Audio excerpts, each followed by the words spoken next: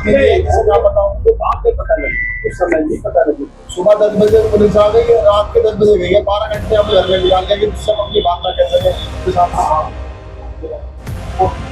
अब आप लोग अलग थोड़ी कह रहे थे, लेकिन हमसे ये तो बताओ जो गलत है उससे बात नहीं करना है, कुर्सी का भी। ये है इस गाड़ी में मरी हुई है, कपड़ा डाल रखा है इस पर, पता नहीं कब कब की मरी हुई है। मेरठ शहर में एक बार फिर कहना उपवन गौशाला जैसा दर्दनाक कांड दोहराया गया है। नगर निगम की बड़ी लापरवाही और भ्रष्टाचार की भेंट चढ़कर 5 निर्दोष गायों ने भूख से तड़प तड़प कर दम तोड़ दिया। वहीं गौशालाओं में बाकी बची गायें भी गंभीर हालत में हैं और उनके लिए किसी भी क्षण बड़ा हादसा हो सकता है।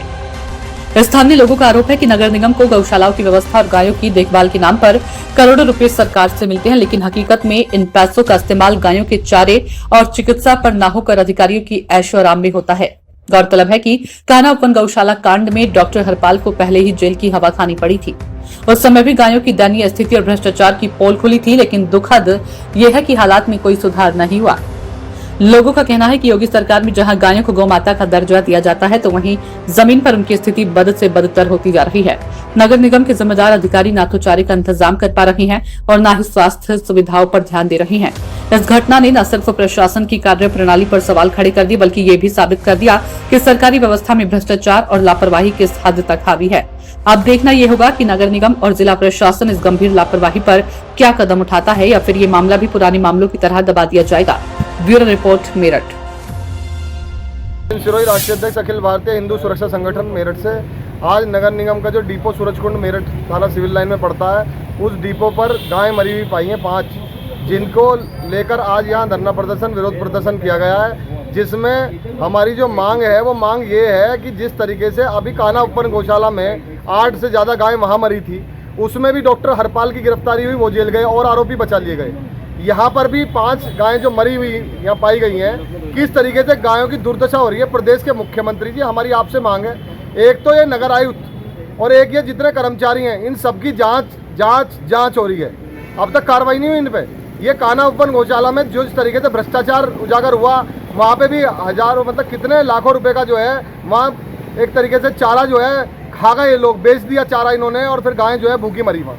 ऐसे ही जो है यहाँ भी जो जिन गायों को लेके आया गया है, उन गायों को किस तरीके से मरी हैं, केवल जांच ही होती रहेगी क्या? अधिकारियों पे इन पे कोई कार्रवाई नहीं होगी? प्रदेश के मुख्यमंत्री जी, हमारी मांग है, आपके अलावा जनता को, हिंदू संगठनों को किसी पे विश्वास नहीं है। यहाँ सारे जितने भी अधिकारी हैं भ्रष्ट अधिकारी हैं। नगर आयुक्त कब के हट जाने चाहिए थे। आप दौरे पे आए पिछली बार, जब दौरे पे आप रुके यहाँ पे, जब भी हमने आपसे मिलने का प्रयास किया, आपसे नहीं मिलने दिया गया, हमें 12 घंटे के लिए नज़रबंद कर दिया गया जब आप रुके हैं सर्किट हाउस में। अब भी हमारी आपसे मांग है कि जितने भी यहाँ नगर आयुक्त से लेकर जो अधिकारी कर्मचारी हैं, वो सब जो है दोषी हैं। जांच नहीं, हमें कार्रवाई चाहिए, ये हटने चाहिए। इनका जो है उस मुकदमे में नाम इन्वॉल्व होना चाहिए जिसमें जो है भ्रष्टाचार हुआ कान्हा उपवन में। और आज के लिए भी ये गायें ऐसी मरती रहेंगी। प्रदेश के मुख्यमंत्री जी, जनता से सीधा संवाद आपको करना पड़ेगा, लोगों से करना पड़ेगा, अन्यथा यहाँ जितने भी जनप्रतिनिधि हैं वो भी सब चैन की नींद सो रहे हैं। गाय मर जाए चाहे इंसान मर जाए, कोई फर्क किसी पे नहीं पड़ रहा है। हमारी आपसे मांग है, सरकार की छवि खराब हो रही है, आपकी छवि खराब हो रही है, बार बार हो रही है इन अधिकारियों की वजह से। और जो चैन की नींद आंख बंद करके हमारे जनप्रतिनिधि सो रहे हैं, इन्हें भी जगाने का प्रयास प्रदेश के मुख्यमंत्री जी आपको ही करना पड़ेगा। हम तो कह के थक गए और आज भी हमारी मांग है, आपसे ही मांग है, बाकी कोई हमारी सुनने वाला नहीं है।